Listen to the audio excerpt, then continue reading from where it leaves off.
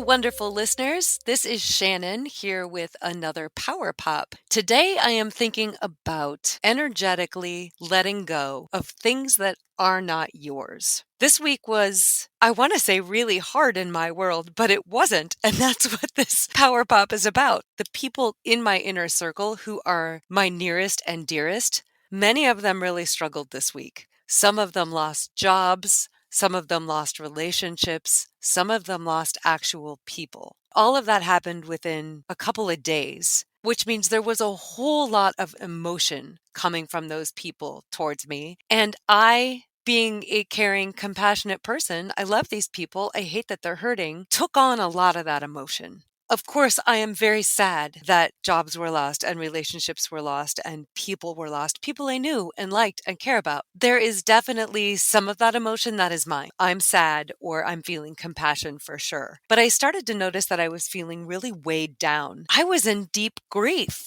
And it occurred to me that I wasn't actually grieving. I was feeling for people and I was feeling sad because of certain situations, but I wasn't grieving. So why was I feeling such grief? It's because I was hanging on to emotions that weren't mine. Deciding to let go of that was such a relief. It was like sinking into a hot bath at the end of a day that you have spent sitting in ice cold air conditioning and just freezing your tail off. You know that feeling when you go home and you put on a fuzzy fleece, wrap up in a blanket, and you drink your hot cocoa and you're finally comfortable and all your muscles relax and you finally let go physically? That was the feeling emotionally of deciding to let go of that grief that wasn't mine. There's a whole lot of talk in our culture today about letting go. We let go of past experiences. We let go of beliefs. We let go of people or situations or memories or belongings that no longer serve us. And we can do the same thing with emotions. I think about the knee-jerk reaction when somebody in traffic cuts me off on the freeway on the way to work. Why does that affect me like it does? Why do I have that emotional attachment suddenly to this person I don't know, I will never see again, who actually caused me no harm? Why do I feel such anger at them? It's not mine. I don't need it. They may be having a bad day. They may be in a hurry. They may be oblivious. Whatever they are feeling, needing, doing, it was their action and they had a reason for it, even if they don't know. It has nothing to do with me. All I have to do is acknowledge that. I'm fine. I'm not hurt. I'm not going to emotionally attach to this situation and continue on with my otherwise lovely drive to work. Letting go emotionally helps release emotional weight that can be bringing you down and affecting your ability to experience joy or peace. I think that's one of the reasons that social media affects us the way it does, because somebody can post some political saying or their philosophical beliefs, and it's so easy to latch onto something that gets you riled up. And for what reason? Does it make your life better? If it does, then who am I to say stop doing it? If it negatively affects you in any way, why are you hanging on to that?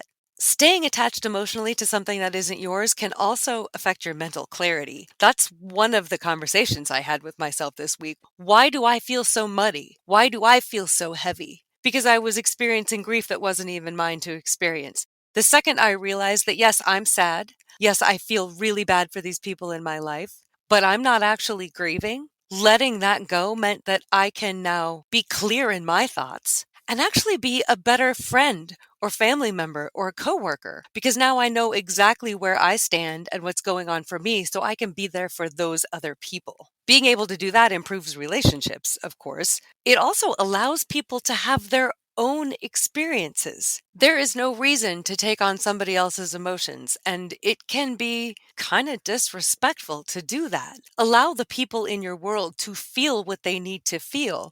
And if you feel similar things, then fine, you can commiserate. But if you don't, let them feel it and be there for them in however they need you to be there for them, knowing that you're secure in the fact that you're feeling what's actually going on for you. It's really a very subtle shift, but it is super, super powerful.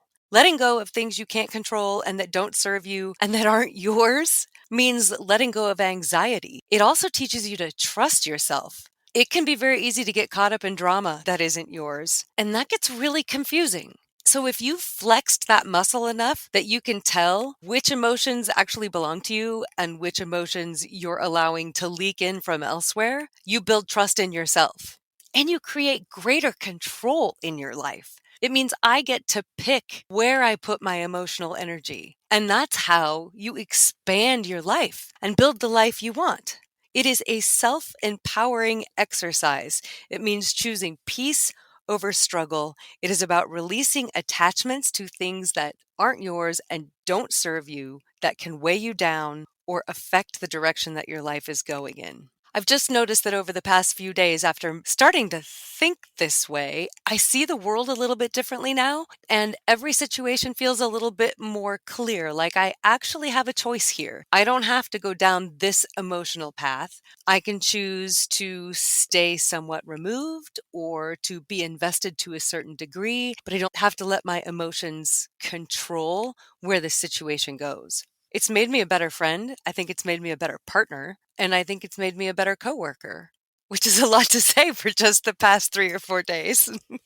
But it's a really cool muscle to flex. So I would challenge you over the next few days, pay attention to where your emotional energy goes and then just question, is that mine? And does that serve me? And if it doesn't, start learning how to disengage, energetically unplug, and watch the life you really want to create start taking form.